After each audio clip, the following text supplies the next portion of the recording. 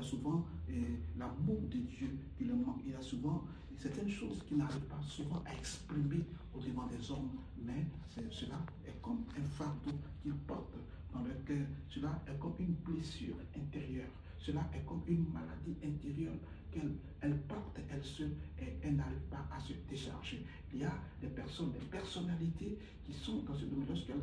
Elles ont des personnes pour les servir, ont des sujets, elles ont des personnes pour... Mais lorsqu'elles se retrouvent seules à seules dans les chambres, elles ont ce mal-là, elles ont ces inquiétudes-là.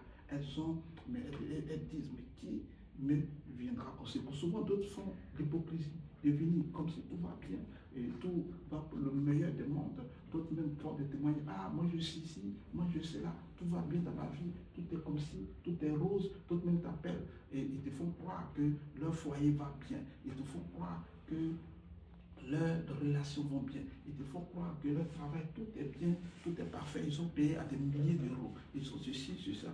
Mais ce Dieu sait ce qu'il en est. Alléluia. Lorsque nous nous retrouvons face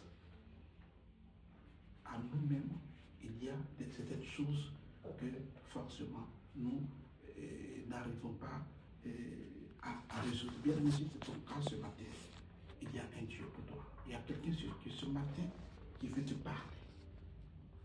Alléluia. Et le thème de ce matin, comment Dieu peut-il guérir ce que nous ne montrons pas, nous ne montrons à personne? Comment Dieu peut-il guérir ce que nous ne montrons à personne? Cela, il va pour chacun. Tu es peut-être là, tu es peut-être dans ta zone de confort. Et par moments, tu as une souffrance intérieure, tu as une douleur intérieure, tu as un passé qui te rattrape, tu as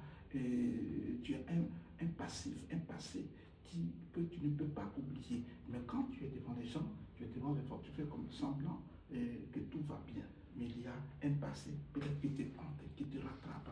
Est-ce fait? Est-ce bien fait? Est-ce que c'est ceci? Est-ce que c'est cela? Tu te poses même souvent des questions, mais tu te rends compte souvent que après d'avoir donné de l'amour aux gens, après d'avoir aidé certains, après avoir fait ceci, cela, cette même personne ne sont pas en mesure de te venir au secours, de t'apporter l'aide. Pourtant, toi, tu as été là pour les uns et les autres. Tu t'es décarcassé, que ce soit matériellement, financièrement, physiquement, même par la prière. Tu as gêné même sur certains cas et les situations se sont débloquées. Mais toi qui te viens au secours, toi qui prie pour toi, quand tu en as besoin, toi qui te réconforte, quand tu as besoin de réconfort, toi qui te donne des conseils, quand tu as besoin de conseils, toi qui viens à ton aide, toi qui viens pour t'épauler lorsque tu as le plus besoin de ces gens. Je parle à ces personnes-là.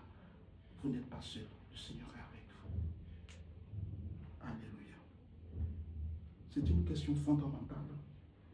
C'est une question presque intime que chacun se pose. Il y a des célébrités, lorsqu'elles sont devant le public, elles sont adulées, elles sont aimées, d'autres sont prises pour exemple. On taille même des effigies à leur ressemblance, et d'autres ont ces effigies dans leur maison. Mais est-ce que lorsqu'elles rentrent chez elles, elles se découvrent qu'il y a des choses qu'elles n'ont pas. Il y a des choses que l'on manque. Simplement l'amour de quelqu'un.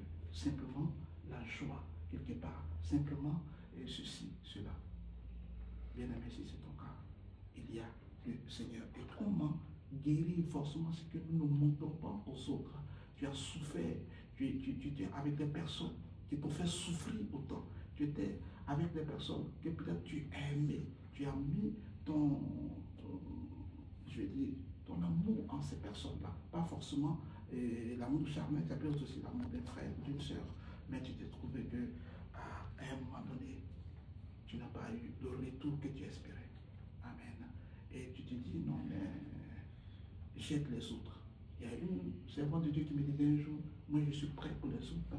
Quand il s'agit d'aider les autres, je suis prêt. Mais quand il s'agit de pouvoir aider les autres à résoudre leurs problèmes, à les épauler, à leur donner des conseils, tout ça, je suis toujours là en fait. Et il y a des personnes comme ça, qui sont toujours prêtes, qui sont là, qui écoutent, qui sont attentifs aux problèmes des uns et des autres, Ils sont, même s'ils ne peuvent pas l'aider financièrement, mais moralement et spirituellement, ils sont une base, un appui, une aide considérable. Parce que tout est d'abord spirituel avant de devenir physique.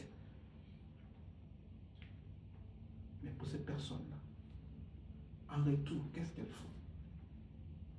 Pour ces personnes-là, en retour, qui leur donne des conseils? Qui vient à leur secours? Qui vient les épauler lorsqu'ils en ont le plus besoin? Qui est à leur écoute? Alléluia. Comment Dieu peut-il guérir? C'est que nous ne montrons pas aux autres. Et généralement dans la foi chrétienne, on répond souvent, Dieu n'a pas besoin que nous parlions. Dieu n'a pas besoin qu'on élève la voix ou qu'on parle pour qu'il sache ce qu'il y a dans notre cœur. Ou pouvoir agir. Amen. Dieu est omniscient, il est omniprésent et il est omnipotent. Alléluia. Très souvent, ce que nous cachons aux autres, Amen, n'est pas caché à Dieu. Nous pouvons cacher aux autres ce que nous disons des autres, ce que nous faisons des autres, et ce que nous apportons, peut-être l'aide que nous apportons aux autres. Mais rien n'est caché au-devant de Dieu. Alléluia. Dieu connaît tout, on n'a pas forcément obligé de parler, mais Dieu sait ce que nous faisons pour les autres.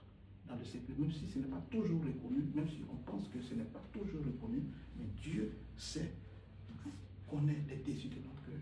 Dieu est il sait, avant que nous nous parlions, avant que nous nous ouvrions la bouche, Dieu est